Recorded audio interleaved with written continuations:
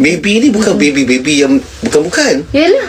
Walaupun dia seekor kucing, tapi dia mengharumkan nama negara. Orang Pak Azad cakap kucing tak datuk. So boleh ke dia entitled for that? Sebab dia berbakti tau. Dia pergi luar negara, menang tau. 2 tahun berturut-turut kucing ni, nama baby ni. Kita boleh panggil dia Datuk Baby. Datuk Baby. Ni satu. Kau lepas sikit nampak muka kau dah. Kau masuk. Kau masuk lah. Ni kau masuk. Kau jangan pergi mana. Ni yang diarahkan oleh YB untuk menjaga Bella ni. Kau jangan pergi. Masih jadi. Okay. Angkat tangan. Yang urut tu angkat tangan. Angkat tangan. Nak buat 6 second. 6 second tidur. Okay. Come on. Tidur. 1, 2.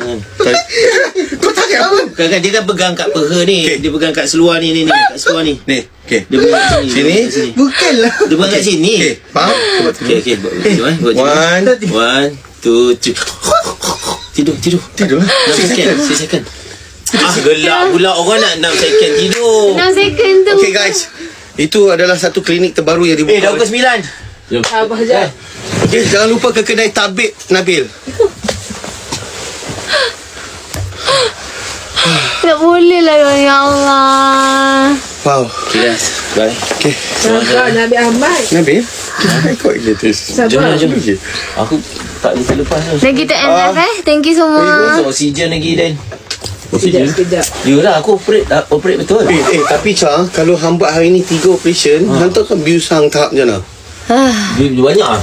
Chang, Akan bengkak tadi. dia akan bagi bengkak tak? Dia untuk gigi tak kerja ni confirm. Tak ada lah. Tak, untuk gigi macam ni dah doktor kata okey. Tak ada, dia tipu. Aku selalu kena. Takkanlah doktor nak tipu aku. Itu adalah strategi. Doktor aku. Especially hang, lagilah dia nak implant.